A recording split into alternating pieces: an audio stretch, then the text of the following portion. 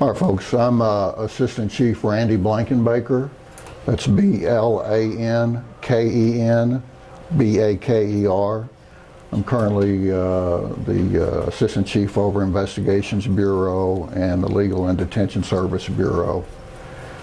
This morning at approximately 5:19 a.m., our South Central Patrol Division, which is located at 1999 East Camp Wisdom Road, was targeted in a drive-by shooting. It appears that the shooter initially directed gunfire at a marked squad car in front of the station that was occupied by an officer assigned to station security. According to the shell casings recovered at the scene, at least 9 shots were fired, with 3 actually striking the substation. Thankfully, the 3.5-year veteran officer was not injured in the shooting. There are 2 suspects in this offense, but at this time we do not know the race, gender, or age of the suspects. The officer reported seeing a dark 2-door vehicle, possibly a late model sports car, fleeing eastbound on East Camp Wisdom Road. An aggravated assault on a public servant offense has been made and is currently being actively investigated by our Special Investigations Unit. We encourage any citizen with information to contact that unit at 214-671-3646, or to call Crime Stoppers, or to utilize the department's iWatch app. The Dallas Police Department wishes to convey its sincere gratitude to our citizens for their support.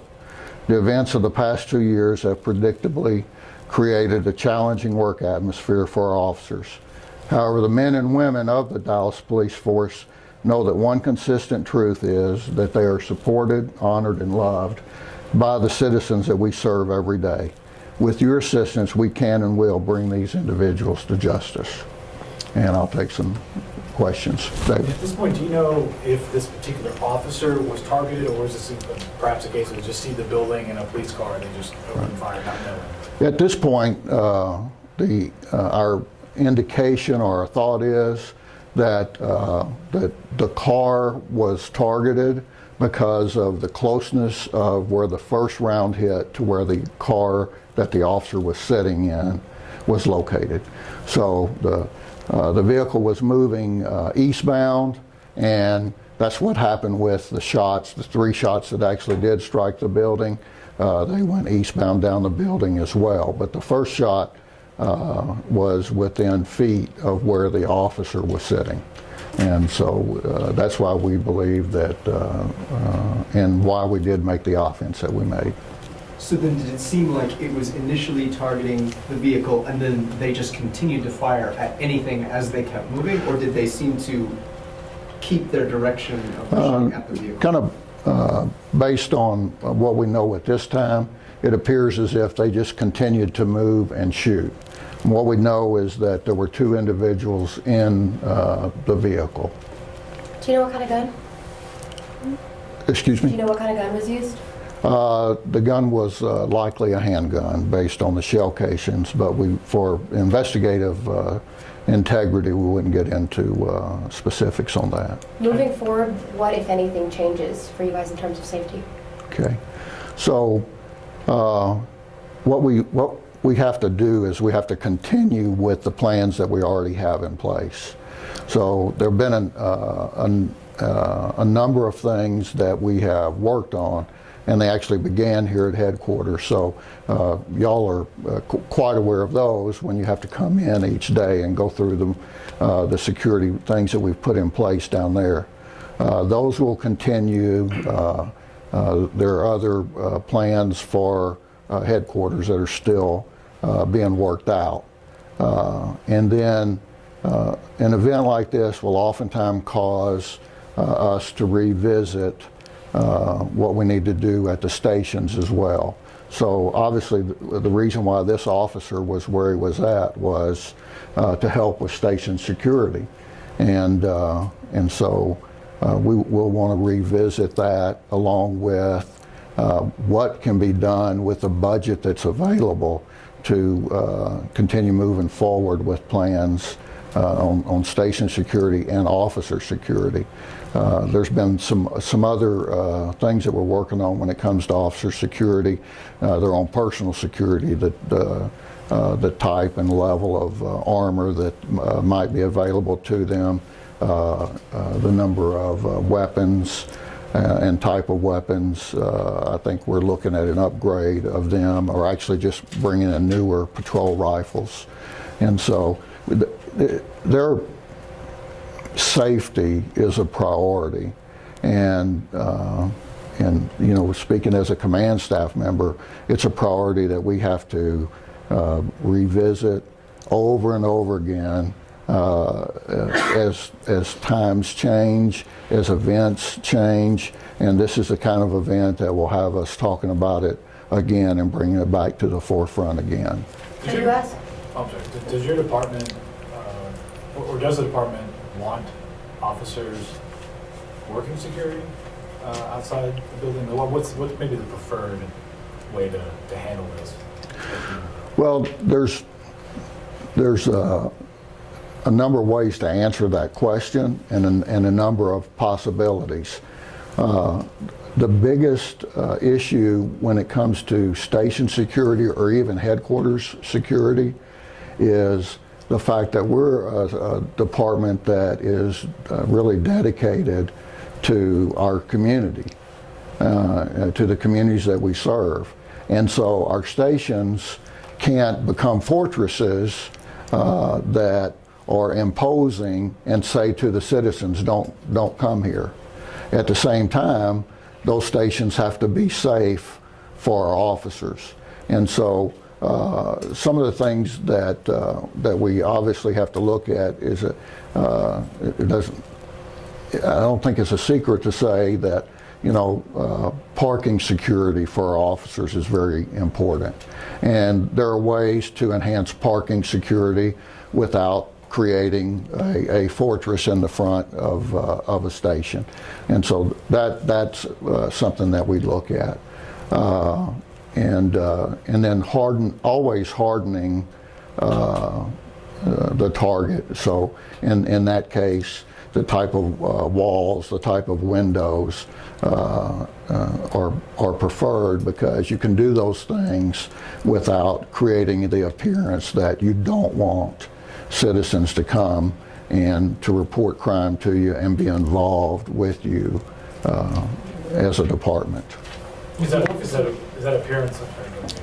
Was the officer actually on Camp Wisdom Road, or was he in the parking lot in front of the substation? The officer was actually on the substation property, not on the street. Okay, and so is that like a regularly manned place that someone could have seen to plan if someone wanted to take a shot like that? You know, I'm not going to discuss exactly where those officers would be placed at that particular station or any of our stations, but one of the things that would be apparent to you under common sense is that if you change that around, that would help security. Is there surveillance footage of the car or anything like that that y'all would release? At this time, we don't have any. So one of the things, obviously, that we will do, if you know that area of Camp Wisdom Road, it's, you know, one of the few things out there is the substation and a new dart rail that's coming through, and so not a lot of heavy street lighting, not a lot of businesses, you know, in terms of the street cameras that we put up.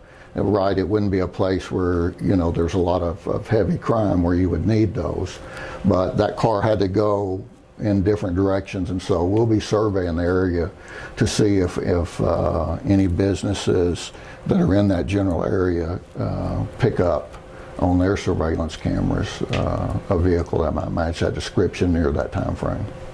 Did y'all have any chatter or any information, perceived threats on any DPD properties preceding this?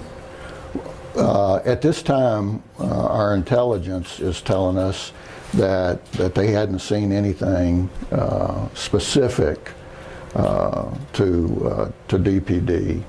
in the recent, and by that I mean very recent last couple of days. Okay, so I think it goes without saying though that police departments across the country, do have their detractors, as well as Dallas, and so. That's one of the reasons, the things that happened here at headquarters, the events of last July, and now this, that we do have to be diligent in our security, and why I did mention that the working atmosphere is challenging for an officer these days. And so, but well, again, let me make the emphasis on those citizens who you can still see by walking out of this building showed us how they loved and honored and appreciated what we do, and that's the way the vast majority of citizens view the police department, and certainly the Dallas Police Department has been at the forefront of reaching out to the community and working to really enhance, improve, change police community relations. And so, we will continue to do that despite the challenges that we have to face. Are there any security measures that might be put in place immediately? You talked about long-term, what y'all would be evaluating. Well, the station division commander and his bureau commander and his chain of command will be discussing what they can do immediately, and there'll be some discussion among the other stations, but I wouldn't speak to any of the specifics just due to security protocols. And long-term, does this, do you go to city council and say we need more money, or what's the plan there? Well, obviously security costs money, right? And when we talk about challenges, that's another challenge that we face, and especially with the police department. With the police department, there's the challenge of hiring, and the budgetary impact of that. Obviously, the biggest thing in the media these days is the pension, and how that might have an impact upon the city's budget. And so when it comes to security, that again is a priority, and yet it is added to the list of things that are part of the budget.